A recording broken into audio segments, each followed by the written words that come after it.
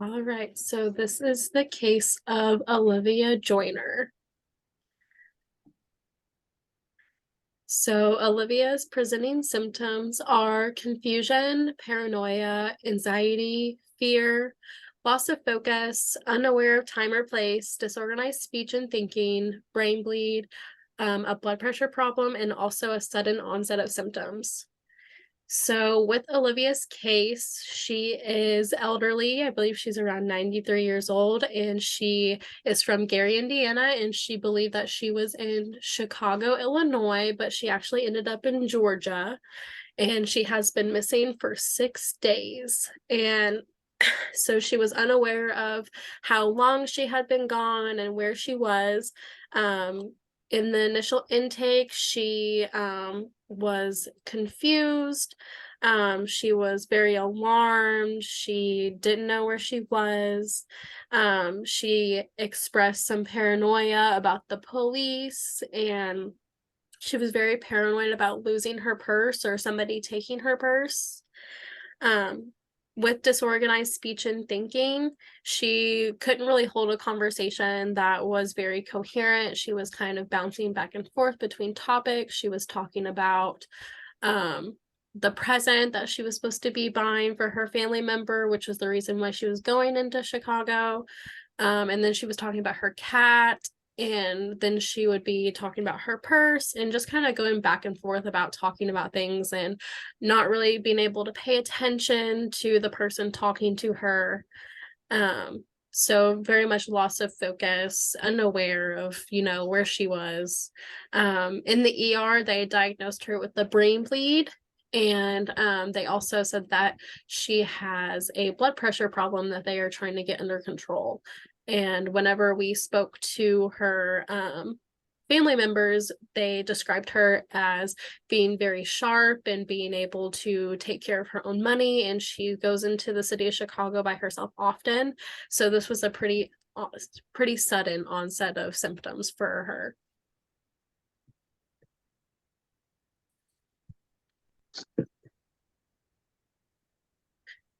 So for the diagnosis of Olivia, we came up with delirium due to another medical condition.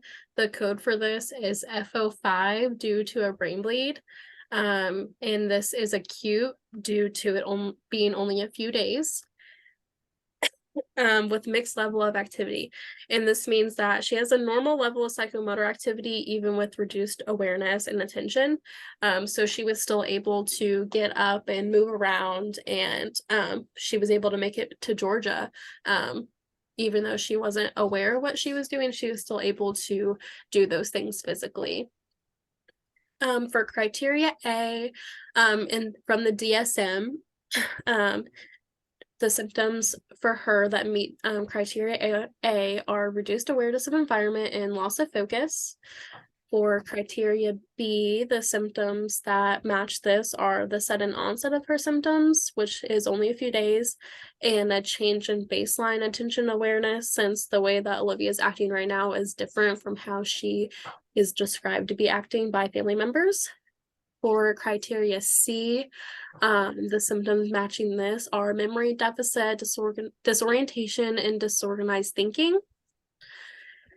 And for criteria D, there are no known pre-existing conditions for her to explain these symptoms.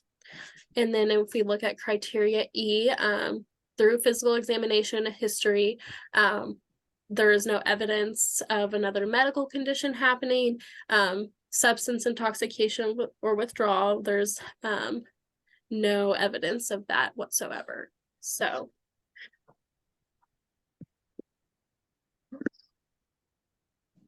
oh, sorry. Okay, so for one of the first possible diagnoses that we have, there are a few that we can look at for Miss Joyner that she could possibly be suffering from aside from our initial diagnostic decision. The first one is major or mild neurocognitive disorder due to Alzheimer's disease. Alzheimer's is a degenerative disease that is the most common cause of dementia. The disease is characterized by a decline in memory and learning abilities as well as cognition. The DSM-5 also characterizes the disorder as having no evidence of mixed etiology. The disease's onset is often gradual in its progression and does not typically come on suddenly. There are genetic markers that can be tested to identify Alzheimer's. However, because of the gradual progression and onset of symptoms for Alzheimer's, we can rule out this disease as the actual cause of Miss Joyner's condition.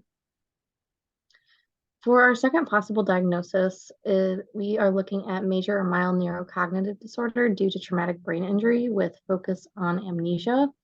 Amnesia caused by a traumatic brain injury will often have more telltale signs of physical trauma and injury to the head and brain. Characteristics include disorientation and confusion, loss of consciousness, and the obvious amnesia post the traumatic event. The onset most often occurs after the injury or after regaining consciousness from the injury. Amnesia will typically persist past the post-injury period. There are multiple types of amnesia that can follow after traumatic brain injury. The two most common types that we will look at are anterograde and retrograde. Retrograde amnesia is marked by the memory loss of past memories, while anterograde is the inability to form new memories. I feel that we can rule traumatic brain injury and amnesia rule it out based on two key points. One, there was no significant physical sign of injury to Miss Joyner when she went in for the evaluation. And two, Miss Joyner does not appear to have forgotten individuals and things from her past, nor does she seem to have an inability to retain new information and memories she is currently experiencing. So it appears Miss Joyner is more in a state of delirium that's marked by forgetfulness and fear instead of amnesia. So when we're looking at the course of illness for delirium, delirium in and of itself is an abnormal mental state that often has a rapid onset and can occur within a few days. The symptoms can develop and change over the course of time, including slight fluctuations in symptomology that can make it difficult to diagnose. Most individuals have a full recovery from delirium when they are younger and in a healthy state.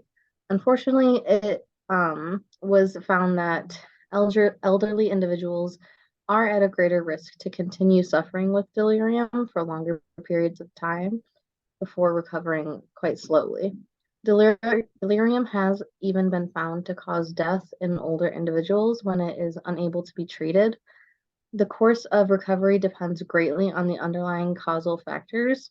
So recovery outcomes include full recovery, persistent morbidity, and death. In Miss Joyner's case, her diagnosis of a brain bleed most likely means a much longer recovery rate if the injury is able to be healed. Not often do elderly individuals recover to 100% after experiencing delirium from an injury like a brain bleed. So our outlook for Mrs. Joyner isn't super positive. All right, we're going to talk about some special and cultural considerations with Mrs. Joyner. So as service providers, we need to be familiar with our individual's cultural lens, as if we're not, we can potentially assess psychopathology incorrectly due to our own ignorance surrounding that person's behaviors, beliefs, and experiences.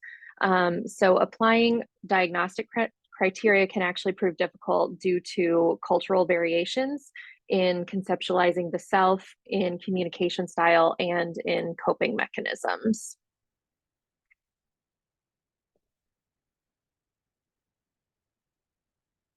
And culture determines a lot of things with individuals. It determines patterns of their psychosocial stressors, their coping mechanisms and resource use, their language and dialect, their health standards, treatment orientations, and also patterns of psychopathology, including onset, manifestation, course, and outcome of any disease or disorder. So specifically for Mrs. Joyner, we need to consider that she is elderly at 93, although her family did state that she was quite sharp. She does live alone, so this can be difficult to assess any kind of decline. However, with Mrs. Joyner, she had only been gone for 6 days, so likely this was sudden onset. Additionally, she is African American, and African Americans can have a mistrust of mental health providers and health professionals due to prior experiences of being misdiagnosed or even having lack of proper assessment at all. And African Americans tend to rely heavily on the support from their religious community, as well as their family, friends, and neighbors. And these are our sources. Thank you. Thank you.